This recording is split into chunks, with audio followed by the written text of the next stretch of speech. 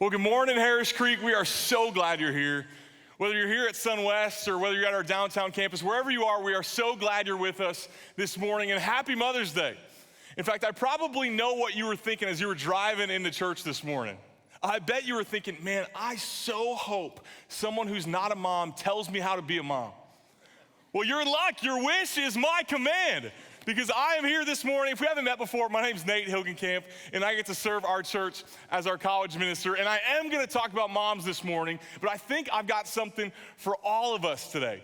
Because we're in week 2 of our sermon series called False Advertising, in which we're going to contrast the lies of this world with the truth of Scripture. And this morning, we're going to talk about the lie of who you're supposed to be. The lie of who you're supposed to be. And I don't think any people group hears who they're supposed to be more than moms. Because moms are told that they're supposed to be all things to all people. They've got to be strong, but they've also got to be soft. And they've got to have everything together, but they've also got to be easygoing. And I think it creates something that I've liked to call mom guilt. Have you ever heard of mom guilt? Well, it looks something like this. For instance, we've got moms in our church who are amazing in their workplace. They work 40 hours a week and they do an absolutely fantastic job. But the lie they hear from the world is, I can't believe you let your kids be raised by someone else at a daycare. How dare you put your career before your own kids? And there's guilt. But then we've got other moms at our church who have chosen to, who are able to stay at home with their kids. And the lie they hear from the world is, I can't believe you're throwing your life away. I can't believe it. You got a college degree and you're just throwing it aside to make grilled cheese 5 times a week. What are you doing? You're wasting your life, and there's so much guilt there. And that's what comes when we hear who the world tells us who we're supposed to be. When we listen to what the world says, nobody wins. And it's not just moms who hear this, it's all of us. Because especially in the world of advertising, we're told that we're supposed to be all things to all people. We've got to be happy, healthy, successful, athletic, but smart and bold and courageous. We've got to be everything. And more often than not, the standards are just too high. We can't keep up with who the world wants us to be. And if you missed last week, every single week of this sermon series, we're going to look at a different commercial. Last week, we looked at a legendary Coca-Cola commercial, and this week, we're gonna look at a Publix grocery store ad. It's a great Mother's Day ad, so without any further ado, check out this commercial. Let's make pinwheels. Okay, let's see, what do we need? Oh, feel the baby's kicking. I can feel it. I know. Can the baby hear me? I think so. You know, when you were restless in there, I used to sing to you. Did it work? Sometimes. One thing always worked, though. I used to tell you secrets. Do you want to tell her a secret? What would I say? You could just tell her something about yourself. Maybe. Well, you could tell her what a great soccer player you are. Hold it here. And... It's a pencil wheel. We made it. Why don't you tell her what a great sister you'll be?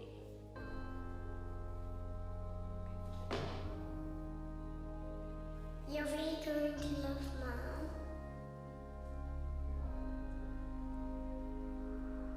Publix, where shopping is a pleasure. Oh, man. I mean, it really is a cute commercial. It really does create a cute moment, a precious moment between a mom and her daughter. So I'm not gonna totally dismantle this thing because it's a cute moment and it reminds us how much we love our moms. But I don't think it's as innocent as it looks, y'all. Because since when has your life ever looked like this? Now again, I'm not a parent. I'm not a mom. I've never had kids, but I have babysat. And my interaction with kids has never looked like this. I mean, maybe you're just a better parent than I would be, but I would guess that your morning didn't really look like that. If I had to guess, your morning probably looked like you running around your house screaming, Sally, for the 17th time, put your shoes on. We're gonna be late to church. And Jimmy, stop biting your sister. She's getting dedicated today. What are we doing? I think that's probably what your morning looked like. And that's why there's a danger to this commercial. Because this commercial on its own, it's innocent. But the danger comes when you hear this message all throughout your day. You log on to Instagram and you scroll through and you see perfect family after perfect family after perfect family. And then you turn on the TV and you see an advertisement with kids with the most expensive clothes and they're happier than your kids are. And then you turn on a movie and you see a mom of 3 and she doesn't look like she's aged since she was 22. And when we're bombarded with this message of you have to be perfect, it eventually breaks us. Because as I was talking to moms this week, I was trying to figure out, what's something I should preach on? What's something that moms oftentimes feel? So I was asking a number of different moms in our congregation, what's something that moms typically struggle with? And I had a consistent theme across these conversations. So many moms said, I think for many of us, we just hear this voice in our head saying, I am not enough. I'm not a good enough mom. I'm not a good enough wife. I'm not a good enough parent. I'm not a good enough daughter. I'm not a good enough Christian. I'm not a good enough coworker. I am not good enough. And this Publix commercial plays right into that. Because you probably watched this commercial going, since when has my kitchen ever looked like that? I'm not good enough. Or you watch this commercial going, pinwheels? All I ever do with my kids is make break and bake cookies. I'm not good enough. But y'all, hear this. Your kids would prefer the cookies. You're doing great. Don't listen to the lie that you have to be perfect. But when the Publix commercial is the standard, we only think about all the ways in which we've fallen short. But this isn't just a mom thing. This is all of us because we live smack dab in the middle of a performance-driven culture. Our culture bases your worthiness based off of your performance. So we'll strive and fight and claw. We'll do whatever it takes to make our life look like we've got it all together because we feel like it has to be. We feel like we have to be successful at our job. We feel like we have to be well connected. And we feel like we have to be able to go on that vacation. We feel like we have to keep up. But more often than not, we just feel like we're simply not enough. But the good news is that the Bible speaks to this topic. And perhaps there's no better person to look at this morning than Peter. Because Peter was Jesus' brash disciple, and he was always out to prove himself. He was always out to prove that he was good enough. He was always striving, always fighting, always clawing to be at the top of the food chain. He was incredibly performance-driven. So this morning, we're gonna look at a story in Matthew 14, and it's a story you've probably heard before, but I hope it falls on you in a fresh way today. Because it answers the question of, are you good enough? Loud and clear. So let's get into the text and see what it might have for us this morning. We'll start in Matthew 14, verse 22. It says this. Immediately, Jesus made the disciples get into the boat and go on ahead of him to the other side while he dismissed the crowd. After he had dismissed them, he went up on a mountainside by himself to pray. Later that night, he was there alone.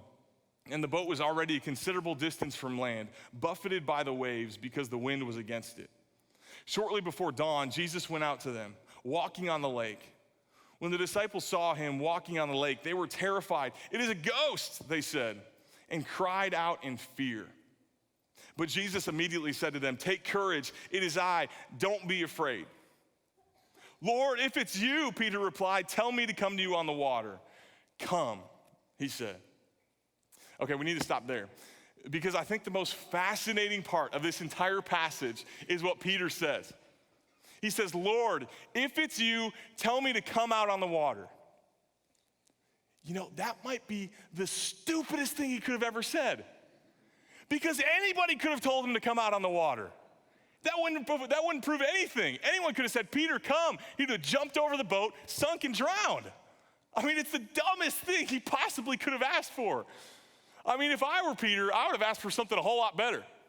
I would say, "Lord, if it is you, turn this lake into banana pudding." Or, "Lord, if it is you, turn this boat into a Mediterranean cruise." I would have asked for something that I wouldn't have had to risk my life on. This question just doesn't even make sense. But the more I read the passage, the more I understood the context, the more what Peter said just clicked with me. The more I got it. Because I don't know if you recognize this, but he's on the boat with the 12 other disciples. And do you guys know what happens when you put 12 guys together? Whenever you put 12 guys together, they're always gonna jockey for position to see who's the smartest, who's the bravest, who's the strongest, who's the funniest, who's the richest. And this is exactly what Peter's doing. He's going, I wanna prove that I'm the number one disciple. I wanna prove that my performance is the best. I wanna prove that I'm the boldest and the most courageous. I wanna prove that I am enough. In this question to Jesus, it's all about Peter's performance, which is why it's so dangerous. He's measuring the presence of God based off of his own performance, which leads me to point number one. We turn our performance into a test. We turn our performance into a test because we're just like Peter. And I know all of us say we hate tests. And for you college students, you're in the middle of finals. You say you hate tests.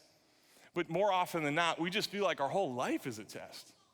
Because I don't know about you, maybe I'm the only one here, but sometimes I feel like I'm being graded by everyone in my life.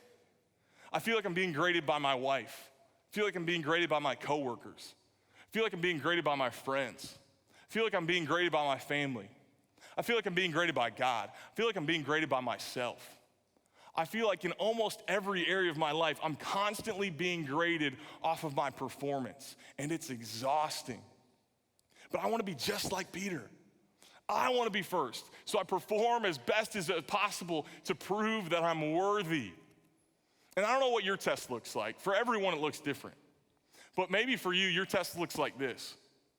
You only feel like you're a good mom if your kid's at the top of their class. Or you only feel like a good dad if your kid makes the baseball team. Or you only feel like a success if you get that promotion. Or you only feel valuable if you hear the words, "You are beautiful." Or you only feel like you've made it if you move into that neighborhood. We are an incredibly performance-driven culture. We have to perform to earn our worth.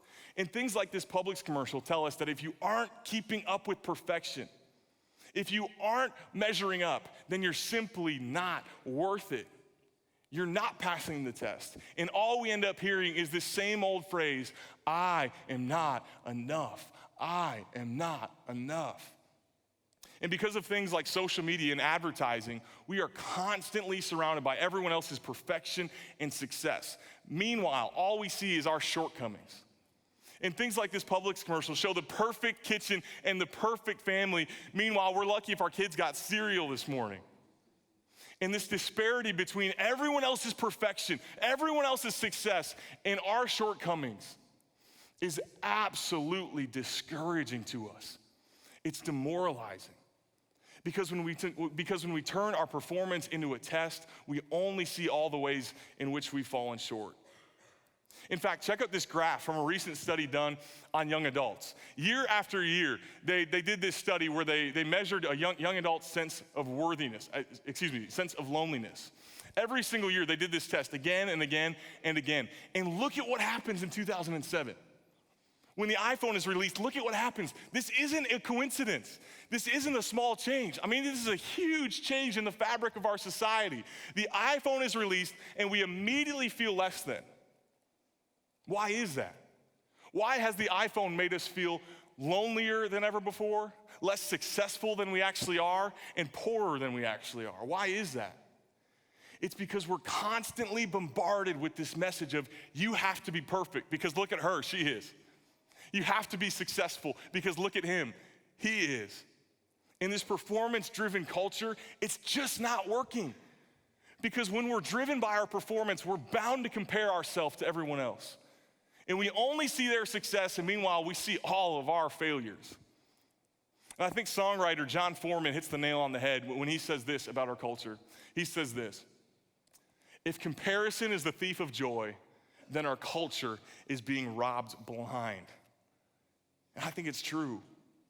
Because when performance is at the center of who you are, when performance is at the center of your self-worth, your joy will be the first thing to go. Because when you feel like you have to keep up with the Publix commercial, when you feel like you have to keep up with the Joneses, when you feel like you have to keep up with this idealized version of yourself, you're only gonna feel these words of I am not enough. Because when we turn our performance into a test of our own worthiness, we'll only see the ways in which we've fallen short. And that's the problem with Peter's question. It's all about him. It's all about what he can do. It's all about what he can prove. It's all about his performance. And when we feel like we have to perform, it rarely ends up good for us. So let's keep reading and see what happens.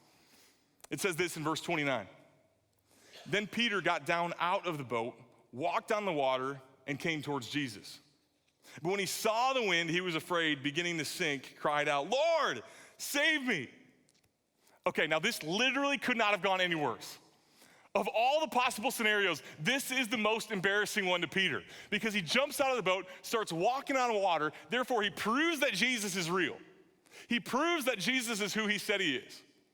But the moment he gets scared, he begins to sink, proving that he's a failure.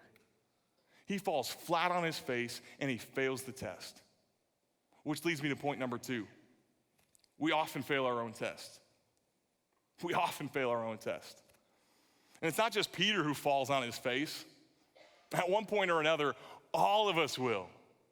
And as I was reading this passage this week, I couldn't help but be reminded of something that happened to me a week ago. Because a week ago, I was at the Baylor baseball game, just watching the game, having a great time, until a member of the Baylor athletics staff came up and asked me if I wanted to be a part of an on-field competition. I was like, absolutely, because I love to win. So sign me up, let's do this. So after the 3rd inning, they pulled me on the field and we did this thing called spinny bats. Now the goal of this on-field promotion was that you'd spin around on this bat 10 times, run 10 yards to the finish line, and then you'd win. Super easy. I was against 2 college students, so it was gonna be a breeze. I had no worries at all. So let's see what happened. And I was supposed to spin around 10 times. So let's count how many times I spin around. 1, 2, 3.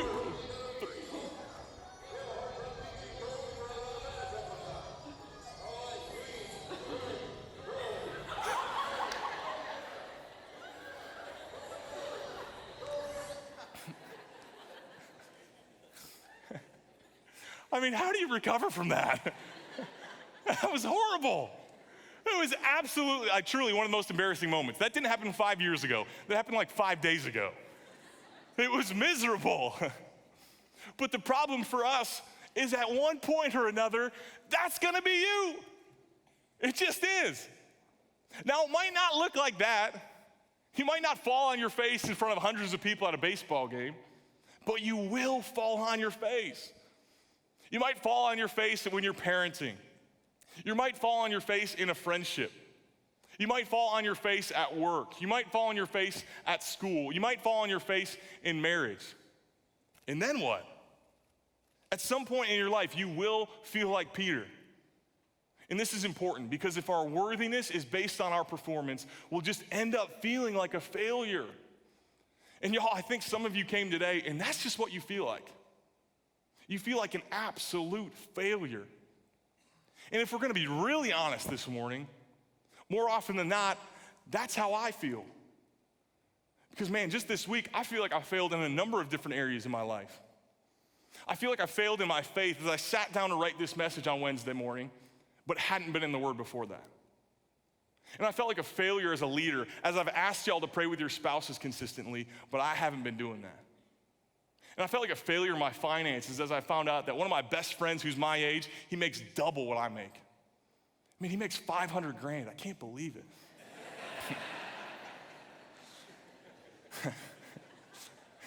But y'all, failure is real. This is real. And we're gonna feel this way at one point or another. We will. We're all gonna feel this way. And then what? What do we do when we fail? If our performance is the measure of our success and we fail, what do we do? Well, I think more often than not in our culture today, we just try to ignore it. We try to push it aside and keep going. We try to act like everything is okay. Because when I think of our culture today, when I think of our world today, I think so many of us, we look like ducks swimming on a pond. On the surface, we look calm, we look serene, we look like we've got it all together. That's what we show the world. That's what we post on social media. But then below the surface, we're paddling like crazy just to stay afloat. But you wouldn't dare show the rest of the world that, so you keep it beneath the surface. You only want to project this vision of yourself that you've got it all together. You've got what it takes, that you are enough. But underneath the surface, there's so much more there. Underneath the surface, as you're hiding your failures, you just feel these things like, I'm not good enough. I'm not good enough for my husband. I'm not good enough for my kids. I'm not good enough at my job. I'm not good enough for my parents. I'm just not good enough. But we wouldn't dare show the world that. So we work so hard to project this vision of us as having it all together. Meanwhile, we really know what we are. We really know that we're a failure. And we feel just like Peter as we struggle to stay afloat. But we're not alone. Because this week, as I was preparing for this sermon, I was reading a book by Jenny Allen called Nothing to Prove. Now, Jenny Allen is the founder of the If Gathering, and she's an absolute leader in the church today. She's one of those people who just looks like she's got it all together. She's someone who we look to, we go, wow, she is way more successful than I am. Surely she feels content. But as I was reading this book, man, she was brutally honest. She said that as her ministry continued to grow and grow and grow, so did her sense of being a failure. She wrote this, it's fascinating. She said, I wanted nothing more than to please God, yet I felt ill-equipped to lead, and I wasn't sure how much longer I could pretend to be holding this together. I desperately feared that the words always bouncing around in my head were true. I am not a leader. I'm not cut out for this, and I cannot do this. Those words are terrifying words to admit. I cannot do this. Those are terrifying words because our culture is screaming at us saying, but you have to do it. You have to keep up. You have to be perfect. You have to have it all together. Failure is not an option. So we push our failures below the surface and we try to pretend like they're not actually happening. But this reminds me of something that happened immediately after my spinny bats disaster. Because immediately after that, my wife and I, we left the Baylor baseball game and walked over to a Baylor tennis match. And as we walked over to this tennis match, we found a family that we knew, and they've got a 3-year-old who had a tennis ball and he wanted to play catch with me. And I was like, absolutely, let's do this. So we're throwing the ball back and forth, having a great time. Except he never caught the ball. I mean, this 3-year-old's hands, they were like made of bricks. It was so embarrassing. I'd throw him the ball and he'd drop it. I'd throw him the ball and he'd drop it. I was like, oh my word. So eventually, I just started handing it to him. And he would just go, no, I'm gonna catch it. No, I'm gonna catch it. I was like, okay, whatever. So I'd throw it to him and he'd drop it. And I'd throw it to him and he'd drop it. So then again, I tried to hand it to him. And he kept going, no. I'm gonna catch it. I can catch it. I can catch it. And it took everything within me not to say, kid, you can't catch. You're gonna keep dropping the ball. Stop lying to yourself. You're failing at this. Now, I would never say that to him because he's 3. But I think some of y'all need to hear that this morning. At what point are you gonna realize that at the current pace you're running, you're just always gonna drop the ball? When are you gonna stop pretending and acting like you can have it all together? When are you gonna stop acting like you can do it? When are you gonna admit defeat and say, okay, I can't handle this? When will we admit that we can't keep it all together? But you feel like you have to be perfect. You feel like you have to look like the Publix commercial. You feel like you have to have it all together, but you don't. You don't look that way. And you failed the test. You failed. You've proven that you don't have what it takes. You're not enough. But before I get to my last point, let me take you back to when I was a junior in college. So I was a junior in college, had 7 other roommates, so things were constantly loud in my apartment. And one morning, it was in February, I think, they came running into my bedroom, ripped the sheets off my bed, and were like, Nate, you gotta wake up. You gotta wake up. I was like, what are you guys doing? And they're like, Nate, it's snowing. It's snowing. And I was like, you guys, we're in Waco, Texas. It ain't snowing. This is gonna be one of those weak, false Texas alarms. So I get up, I'm kind of groggy, and I look outside. And there's like a genuine blizzard happening. In Waco, Texas, it actually snowed for the first time ever. But the weirdest thing happened. Baylor didn't cancel classes. And we were so mad, but we were like, we don't care. We ain't going to class. So we skipped class and we built a snowman. Here's proof. That happened in Waco, Texas. So we skipped class, we had a great time, but the only problem is that I skipped my class, which was a review for the test that we were gonna have in the next class. So I skipped this class, and as they reviewed, I realized, oh my gosh, I gotta get my stuff together. So in the days leading up to the test, I just worked my tail off. I mean, I put together my own review. I read through every single reading that we had done leading up to that class.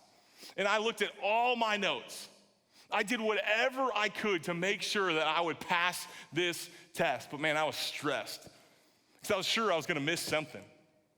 So I walk into class 2 days later and I sit down next to one of my buddies and I was like, man, I am so stressed about this test. How are you feeling about this test? And he was like, dude, what are you talking about? What test? And I was like, oh man, you are in so much trouble. We've got a test today. Did you not look at the syllabus? And he goes, oh, that's funny. I forgot that you didn't go to class. Our professor canceled the test, but he didn't want to tell anyone who skipped class to make them study. I wasn't even relieved. I mean, I was just mad. I was like, are you kidding me? I wasted these last few days studying when I could have been hanging out with my friends. I wasted these last couple of days stressed out of my mind. Meanwhile, there wasn't a test. And y'all, I think I came here this morning to tell you this. Your test has been canceled. That's point number 3. Your test has been canceled. You can stop living your life like you've got something to earn or prove. Because of Jesus, you can stop living your life like you have to earn your worth. Because of Jesus, your worth doesn't come from your own performance. Because of Jesus, your worth comes from his performance. It comes from what he says, and it comes from what he's done. Your test has been canceled. You no longer have to measure up to the Publix commercial. Jesus has deemed you worthy of saving regardless of who you are. Because let's see how this story finishes. When we last left it, Peter was drowning in the water, and he cried out, Lord, save me! Look at what happens. Immediately, Jesus said, absolutely not. And then he left Peter to drown because he had failed.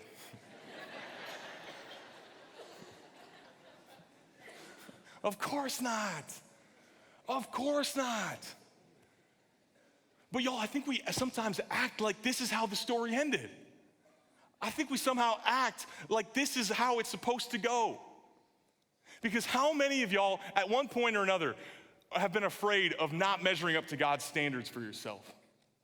How many times have y'all felt afraid of failing God?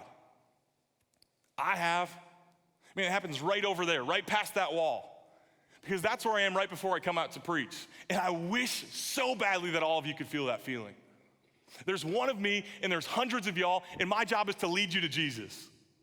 Man, as I'm sitting back there before I come out to preach, the things going through my head are, man, what if I fail?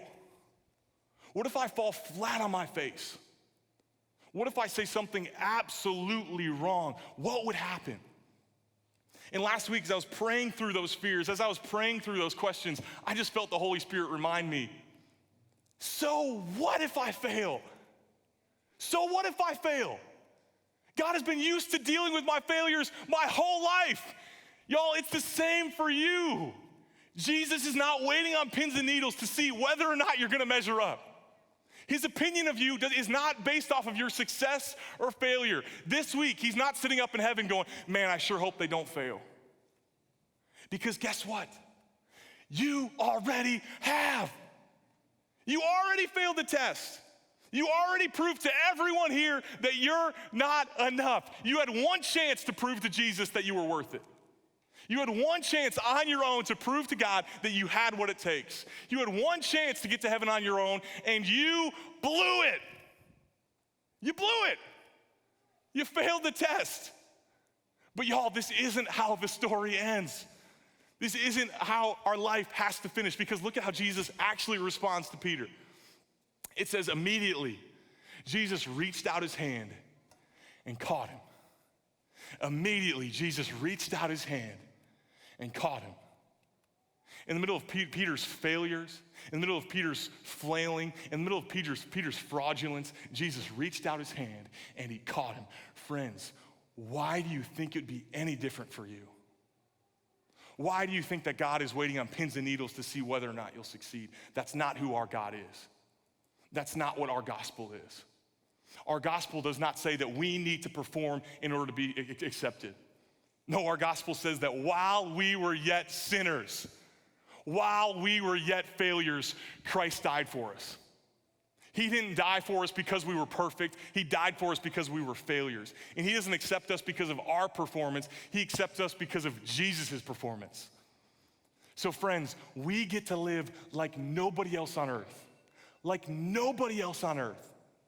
As everyone else on earth is living for acceptance, we get to be a people who live from acceptance. We're accepted regardless of if we fail or succeed. So church, we can stop the performing. You're not enough, and it's okay. You're not enough, and it's okay because Jesus is enough for you. And because of Jesus, your failure is not final. And because of Jesus, your failure is not fatal. So friends, the pressure is off to be perfect. The pressure is off to perform because Jesus has already performed for us. In fact, I can't think of a better picture of the cross than this verse. Matthew 14:31. Immediately, Jesus reached out his hands and caught us. Is that not the cross? As we were failing, Jesus reached out his hands and he caught us. So y'all, we no longer have to act like we can walk on the water. We know the one who actually can. We no longer have to act like we've got it all together. We know the one who actually does. And we don't have to feel like we're enough because we know the one who is. So friends, on this Mother's Day, I hope you hear this. Your debt has been paid and the test has been canceled. We're freed and forgiven, not because of what you've done, but because of what he's done for you. Praise God. Let's pray. God, we're grateful for your gospel. We're grateful for the good news that we do not have to perform in order to earn your love. We don't have to perform in order to earn our value. Our value has been given to us by the only one who can give it, by the one who created us, by the one who knew us in our mother's womb. And on this Mother's Day, I pray that you'd free this church from the lie that we have to be who our culture says we have to be. Because we don't have to be perfect. We don't have to have it all together. In fact, your word says that in our weakness, we see your strength. So Father, I pray that we'd be a church who'd be open and honest about how much we've fallen short. Because in doing so, we can boast in your power. So God, I pray that you'd comfort every single person here today. I know Mother's Day can bring up so many emotions. And God, I pray that you'd be near to the brokenhearted like your word says you will be. So God, we're just so grateful in this morning that you have reached down your hand and you've caught us. And we're loved not because of who we are, but because of who you are. And it's in Jesus' powerful name that we pray. Amen.